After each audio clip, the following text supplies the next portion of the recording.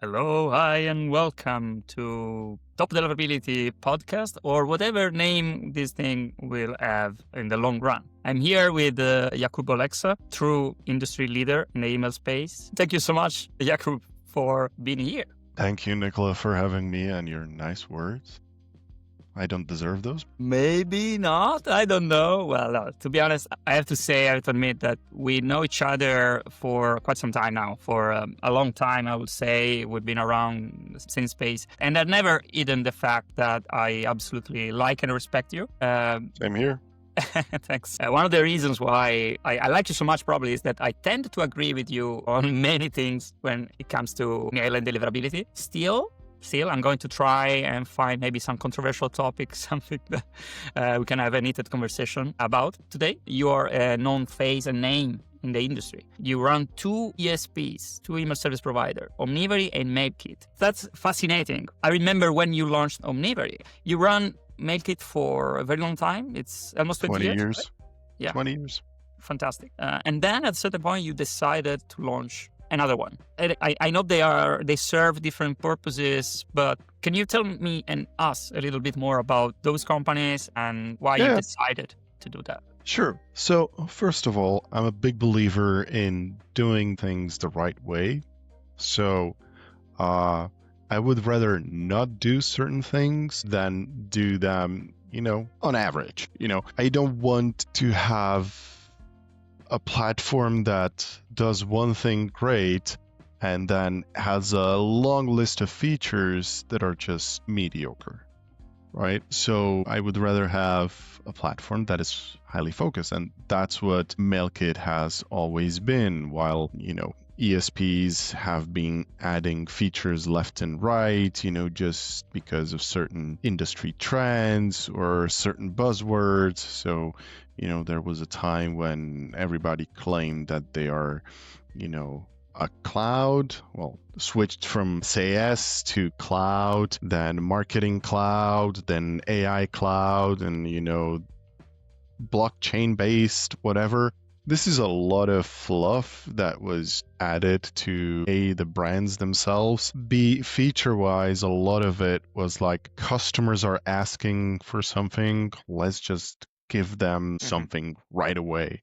Right. And I was never a fan of that, and I always wanted to be focused and do what we do the best way possible, rather than, go with, let's just do email because it's easy.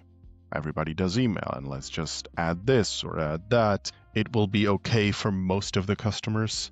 But since our customer base is mostly enterprise, our customers are usually super demanding and can go to extremes that are hard to understand, but are based in some corporate policies why something has to be in a certain way. So Mailkit has been highly focused on being the email marketing platform that allows you to do all the possible magic with the content. And, when we started 20 years ago, we essentially started with the requirement to be able to build and generate individual emails for every single individual recipient with a different content pulled out of data sources. That was the initial requirement for the platform. So 20 years later, when automation platforms became a thing and the hyper-personalization is now a big term, this is something we had 20 years ago. And we're focused on that. We're not trying to add multi-channel where the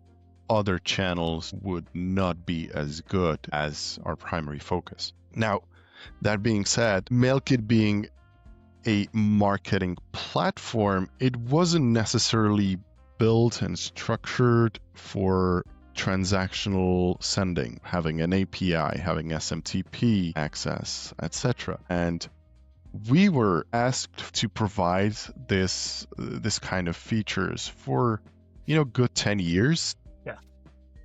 Pretty much ever since the inception of what is today called CDPs, people were coming to us saying, hey guys, I love your deliverability, but we are married to platform XYZ that we use for all the stuff in our company, and we cannot abandon that and switch to Mailkit for emails.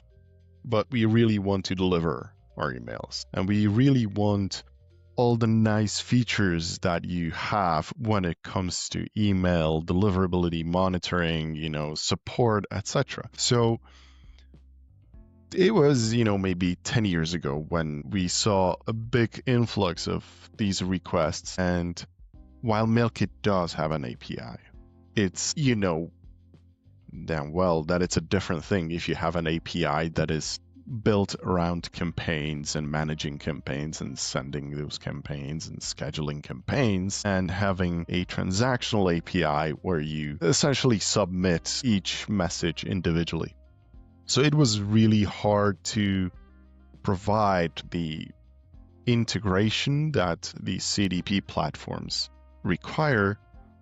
And when I looked at how Mailkit is structured and what would it take to rewrite the core of Mailkit and a lot of parts of Mailkit to be able to provide a transactional API service, it was obvious that that's not really the way to go, that the actual solution is to write something from scratch, completely separate, leverage the 15 plus years of experience that we had at the time, and build it out and try to build it at the same principles that we honor at Mailkit, have strong vetting of new customers, making sure that we only have good actors on our platform and not just whoever pays.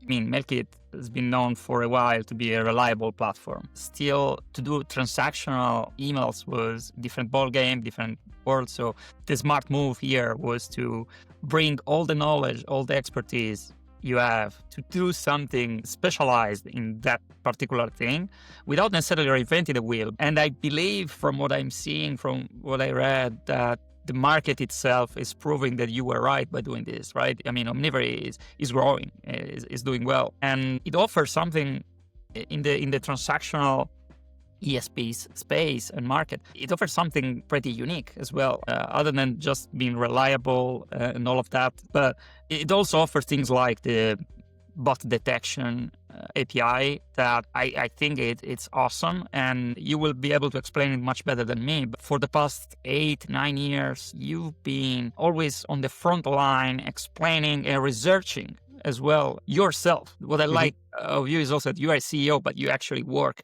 with this stuff every day. And you decided to study all those bot clicks and bot opens that we actually in the industry call non-human interaction, and started doing a lot of work behind it until it became a product, right? I don't think there's anything like it in the market. And that's now offered as part of Omnivery. I mean, it's under the Omnivery umbrella, right? Yeah. So let me roll back a little. In the email space in general, there's no reinventing the wheel, right? If you compare Mailgun and SendGrid and SparkPost, SMTP.com, you name them, it's essentially the same stuff. There is no breakthrough technology, but there is still a lot of differentiators.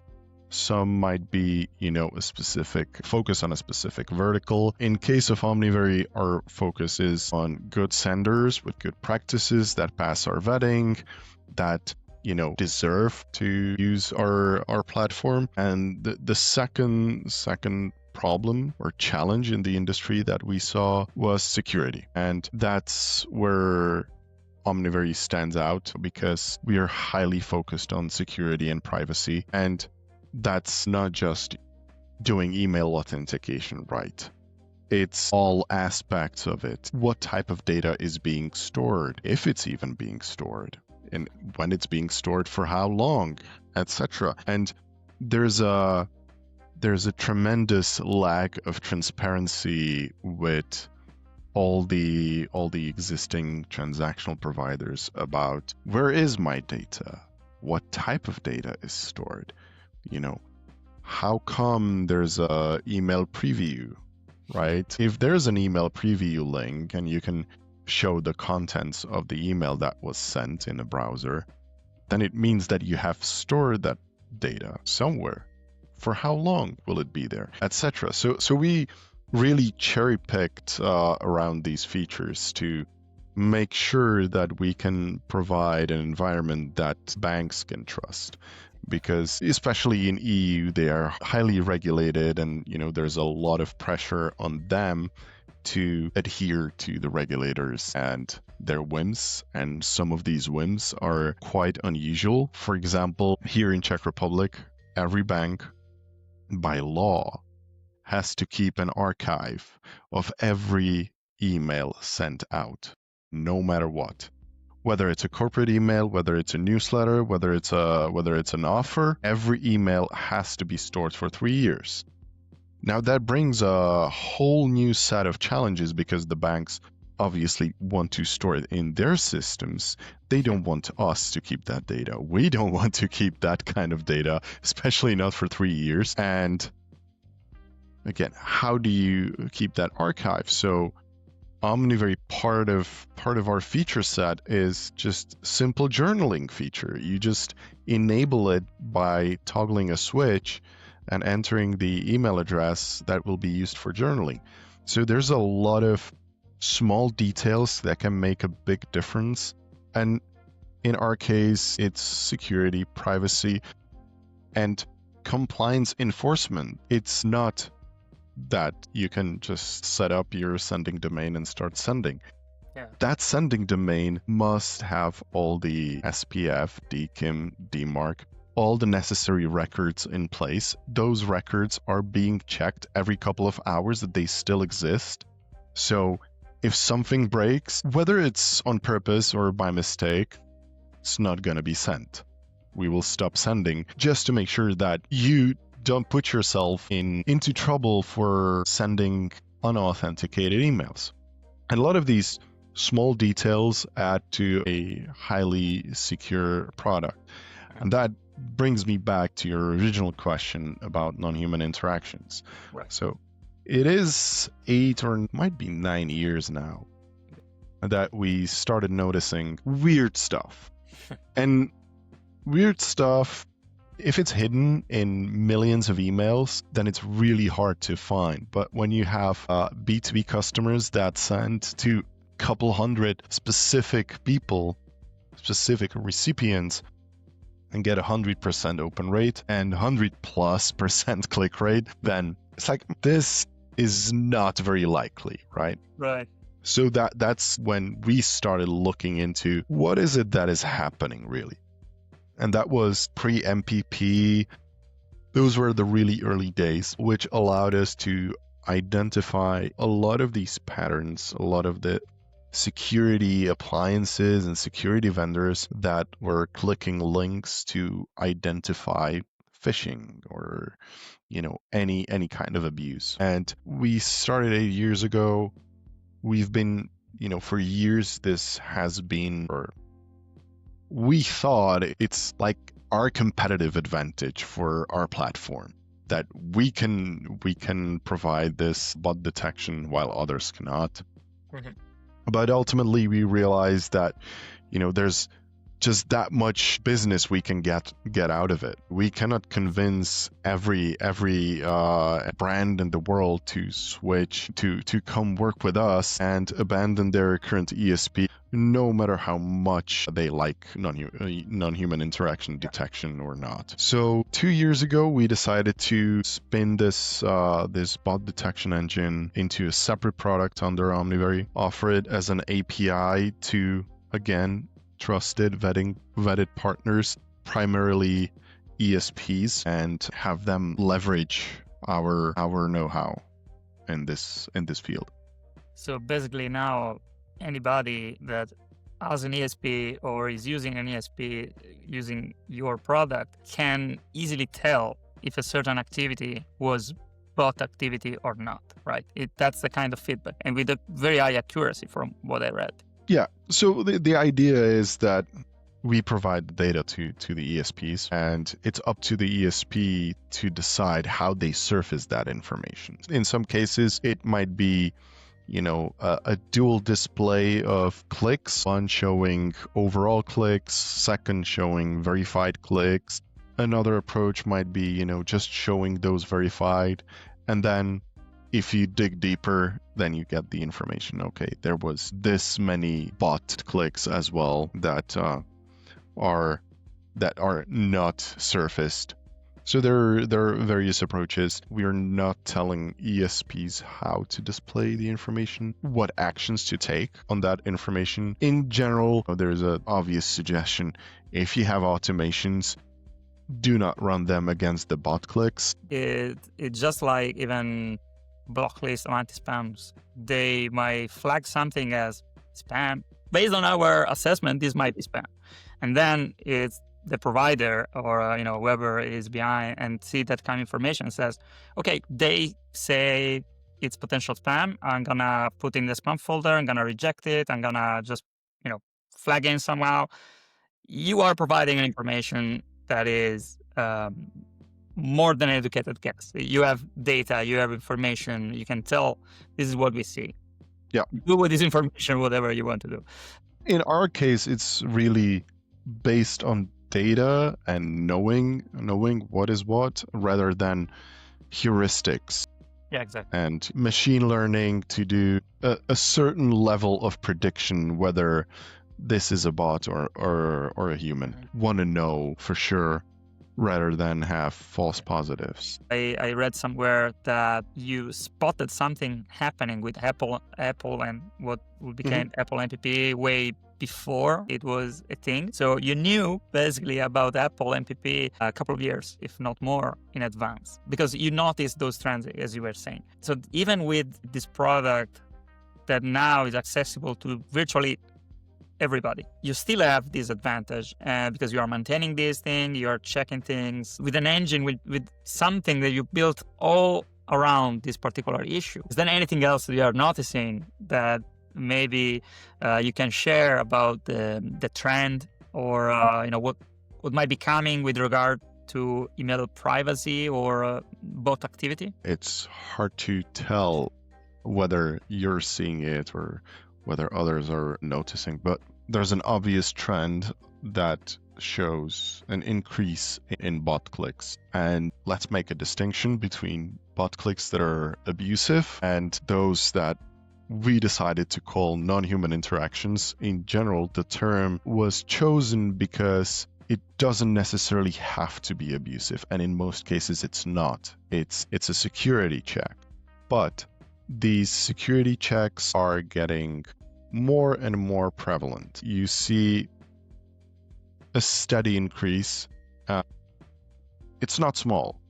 It's becoming very significant, and we also see an interesting pattern where the amount of non-human interaction correlates with reputation. So the better your reputation, less non-human interactions you get. Security vendors, be it Google or Microsoft or Yahoo or Secure, Symantec, Proofpoint, you name them, give you more trust to your messages. Don't scan everything and at all times. Obviously, it varies between B2C and B2B, but in general, there is a correlation between reputation and the amount of non-human interactions. The important thing is that while, when Apple MPP started, everybody was startled by the fact that suddenly half of their opens were coming from Apple MPP. Clicks were mostly ignored because, it was back then it was still, 1-2% in B2C sphere. So if you're an e-commerce site and 1-2% of your clicks are bots, you don't really care. Now, today we are getting into 15-20% of clicks being non-human. Yeah.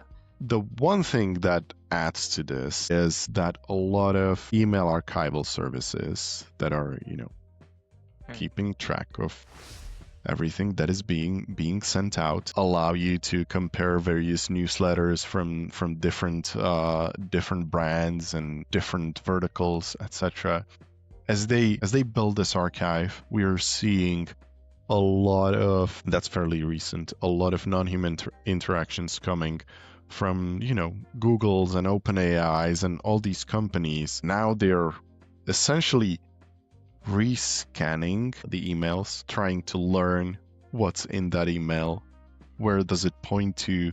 It's the training of the AI models that is inflating these numbers in the past couple of months. Fantastic. So even the change in the trend with regards to non-human interaction is somehow driven by AI and the fact they are training their models. Interesting. It's not, something that would be super significant, but we've seen that this suddenly started, and if it adds, couple of percent to your click rate, that's not insignificant. The other thing we're seeing, and it's not new, it's not exactly new, but it's more abuse than before, abusing monetized emails through bots. And these are the bad bots. These are the abusive bots that, are not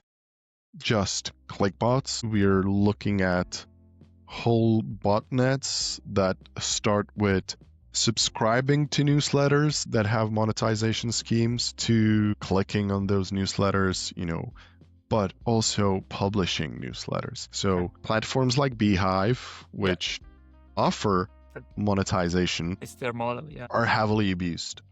Yeah. And it's not just Beehive, of course. So there are way more opportunities. Somebody is offering that particular service of clicking and providing fake engagement interactions with those ads. It's not an isolated thing. I mean, rarely is. When there's an opportunity, actors will, just say, okay, let's provide this as a service. I'm pretty sure. So the interesting thing is that, historically you had services that would drive up your open rate and click rate that you can employ, and we've seen certain consulting agencies or marketing agencies taking advantage of it, because I guess their deal with the client was based on, if you give us this amount of open rate and this amount of click rate in the next 6 months, this kind of bonus will kick in. So these services that the clicks, the opens and clicks, they're not that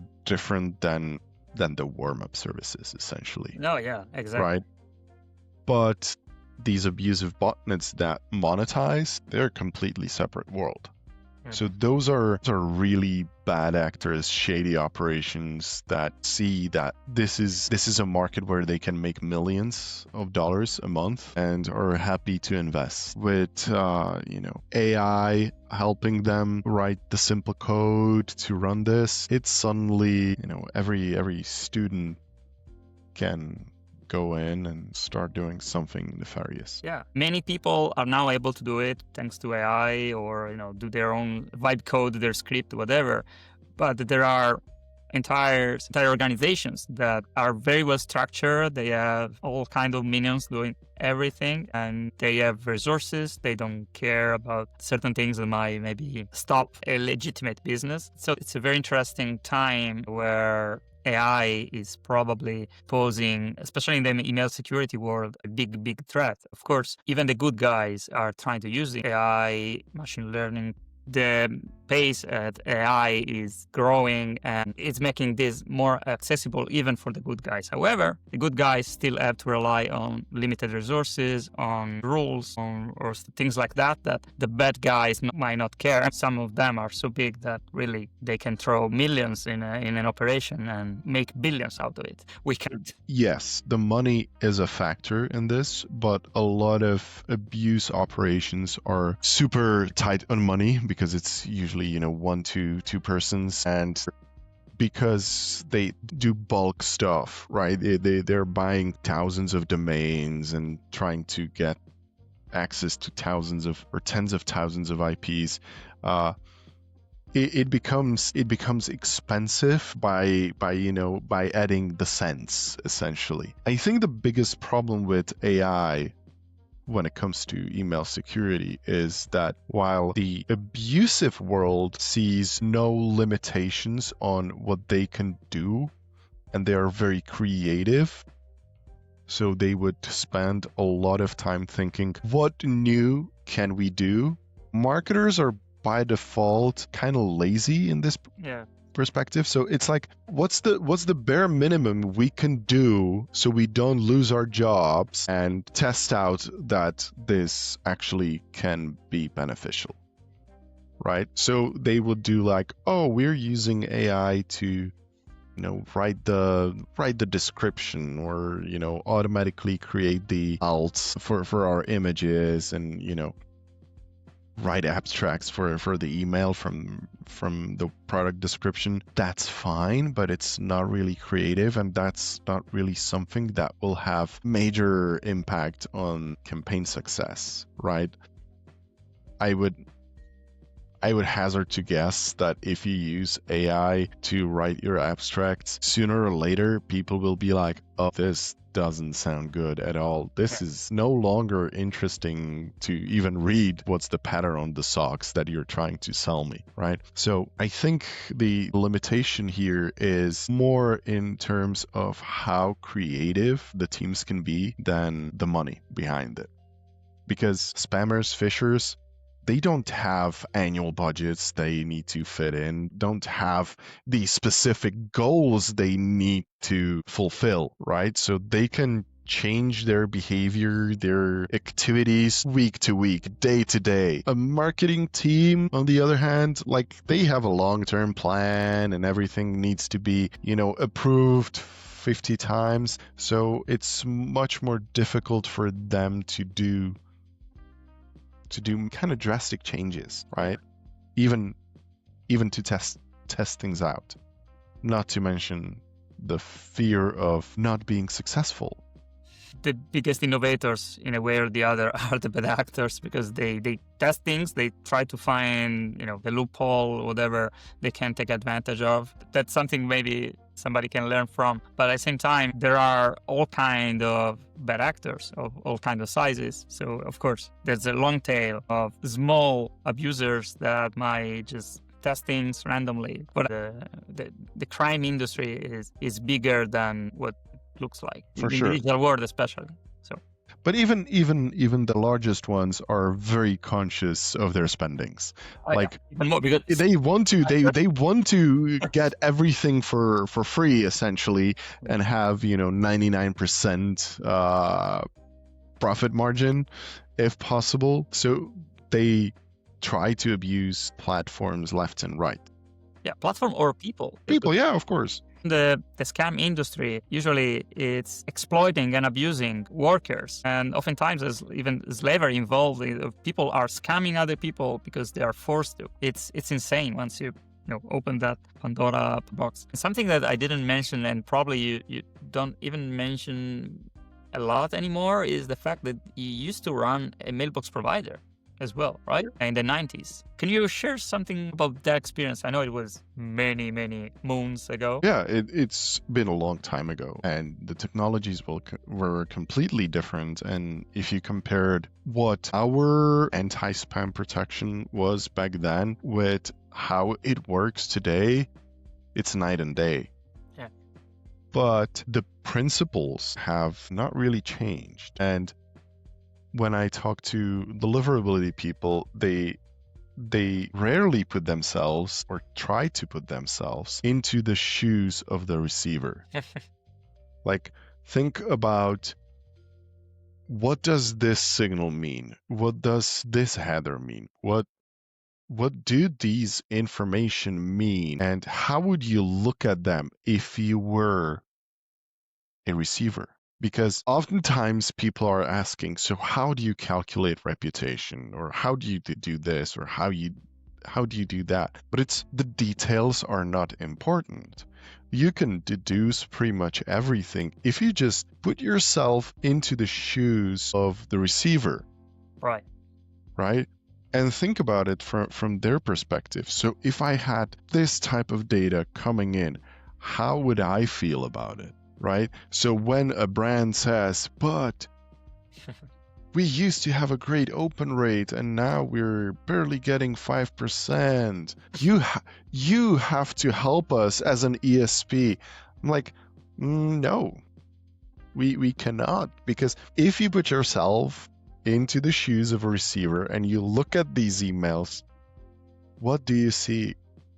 Do you see something that makes you trust the sender, or do you see the ton of data that tells you otherwise? Yeah, it's interesting. I mean, it's a no-brainer. As you probably know, I had a couple of presentations and even at events where I was talking specifically about that, like put yourself in their shoes. I was laughing because, again, one of those things that I repeat all the time, and still people don't get it. They don't get that when you're doing email marketing, you really want to understand, and the point of view that you need is the recipient side, the end user and the anti-spam and the mailbox providers. They are all trying to judge, honestly, and to assess if their email is legitimate or not. If you're making it hard for them to say this is good, then it's gonna feel bad, because that's what happened with first impressions.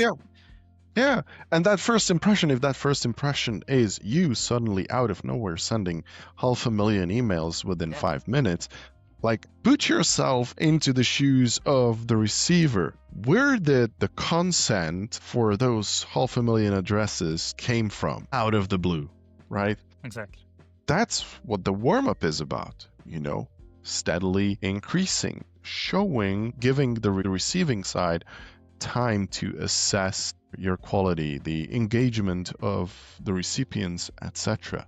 If you try to go for shortcuts using warm-up services, it's going to work for a very short period of time. It will show improvements, and then it will show a massive drop for good reason, because the behavior patterns are completely different for a warm-up service and the actual recipients. Yeah, exactly. Unless you change your sending behavior, nothing is gonna change in the long run, or it might just get worse, frankly. We all know and see that there are common best practices and recommendation and expectation requirements from mailbox providers, and recently they are sort of aligning on even more on some common ground. Yahoo Gold Soft and others, they're trying to align on the same stuff, and that's certainly good, because many of those things are things that we've been preaching for decades, so that's fine. But what do you think is going to be the next round of enforcement in terms of policies and requirements from mailbox providers? Like, for example, right now they expect senders to have a DMARC record, regardless the content of the DMARC record. Do you think that they are gonna ask at a certain point in the next future something like, yeah, but you also must have a reporting address? Or, yeah, but if it's a PNAN, doesn't matter, we need a stricter policy? Or they are going to ask for some other technology to be implemented, maybe, I don't know, ARC or whatever. What do you think is going to be maybe the next or the next few things that are coming? So, first of all, I think the whole Yahoo Gold came, maybe 5 years too late. At my first MOG, I was talking to Google and Yahoo about this, and I was like, look, in Czech Republic, the largest ISP was able to, set a deadline, set a date, and say, if you don't sign, you're not going to deliver. We're just going to reject your emails. And they did this, and, DKIM has been mandatory in Czech Republic for Seznam for 10 plus years. I think it's 12 years now. Yeah. Seznam is a unique case, and the industry they always are on top things. Honestly, I really respect Seznam guys. But it's really the kind of like the fear of the unknown, because I think even with the Yahoo Gold requirements, which again I think came too late, they should have been there for years already. They're not strict enough, in my opinion, because saying just have a DMARC record, whatever it is, just have a DMARC record. It's pointless because the next requirement they will have, you need to secure your domain. You need to be at quarantine. So suddenly all those who just deployed something will have no data, no DMARC reports to go back to and start fixing things. And the other thing that I think is really missing is the understanding of the impact of Yahoo Google, because there's still a ton of companies that are way below the threshold that are being published. Yahoo is playing it better. They're saying, we're not going to tell you a number. Could be anything. It could be 50 emails. It could be 5,000. Google said, oh, it's 5,000, which, again, I don't believe it's a hard-coded number.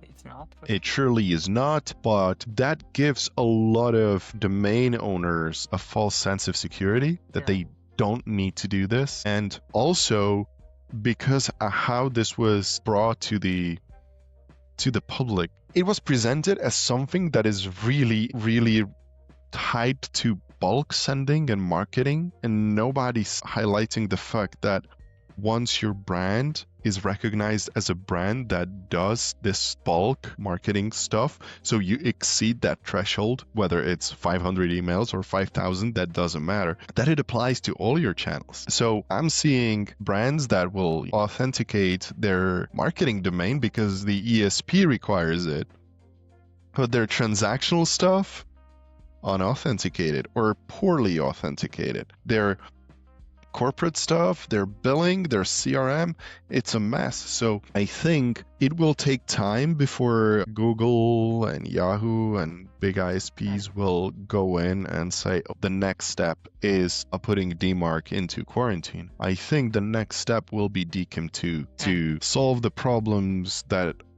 are existing with DKIM and SPF, or hopefully solve them, because we thought about that, about ARC and pretty much every technology that was related to email authentication was supposed to solve the known problems.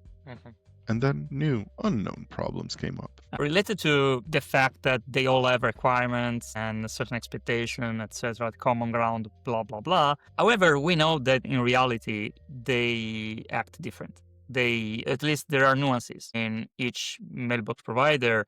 And would you mind, from your experience and point of view, share a few things that you feel is what is expected by, let's say, Google versus Microsoft versus Yahoo? Like, Microsoft doesn't like peak in volumes, things like that. Something that ballpark, right? There are things that we know that truly piss them off or they like the most. So basically, if you could share a few tips about some providers, that they don't necessarily have to be those.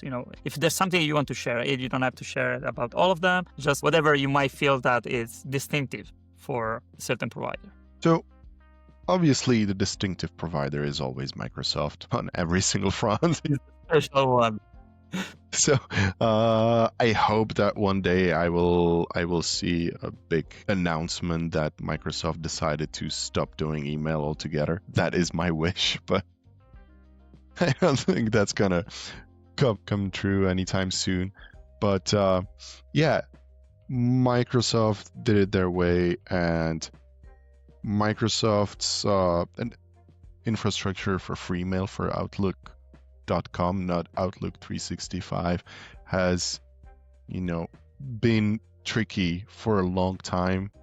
But many people never noticed because they didn't get DMARC reports or didn't have a large enough volume of DMARC reports to analyze. We've known for years that Microsoft is really bad at resolving DNS records.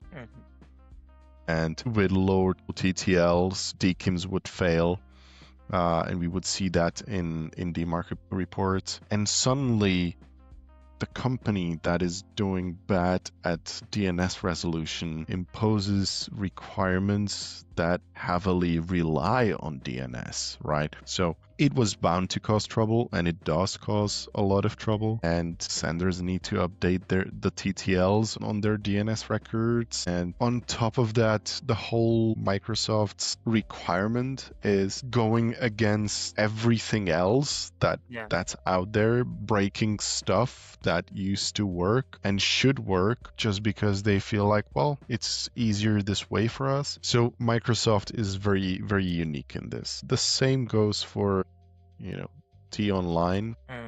German T-Online, which again has the same approach. And to some extent, I understand those people at these companies that they're trying to look for new ways to make their systems more secure from abuse, etc. But the one thing that is similar to all these companies that are causing us headaches is that these companies stay outside of the email industry, right? Exactly. Microsoft rarely comes to Mog. Yeah. And when they're there, they are not really open to listening or talking or, participating. The same with T Online. Yeah. So they're they in their closed bubble, and it's the same. We've seen the same with the Polish ISPs. They just wanted to live in their bubble, ignore the standards, ignore how the industry works, and impose their specific requirements. Yeah. They ultimately had to abandon or change or add a ton of exceptions Yeah. to the point where it made no sense, right? Some are abandoning their position in that kind of stuff for sure because they are losing market at the end. And in fact, one of my interpretation for some providers to act in a certain way is that they just want to be relevant or feel relevant in the space without being part of or participating in the industry talks or works. So, I make my own rules. Yeah, okay, good luck. But the market is gonna destroy you anyway, eventually. And we saw that. We know that the market is shifting, that Gmail is actually growing so much it is eating all the market. And Seznam is probably the only provider that is still strong in its own country. And that proves that doing things the right way and properly will will keep you alive and afloat for a much longer time. There are so many things that we could discuss and chat about. So I really hope that there will be another chance, and you will always be welcome, of course, as a guest. So Thank you. this might be just the first chat we have in this space. But yeah, our time is up. So thank you so much. Yeah, thank you. Next time I'm gonna ask you questions. Oh yeah, please. Yeah. Like where do you find time to do top deliverability and post on LinkedIn all the time? It's But very hard. we'll leave that for the next episode. Okay, because I have an answer, but will be too good to provide the answer now. So see you in the next episode about that. Thank you. Yeah. Please, Thank you very guys, much for everybody having me. please check Omnivery and Mailkit, the website, even the blog. Jakub, that makes fun of me, actually finds time to write a lot of blogs and articles about the topics we care. So go check it out because it's worth reading everything he says. Thank you. Thank you very much. Have a good one. Bye. Bye.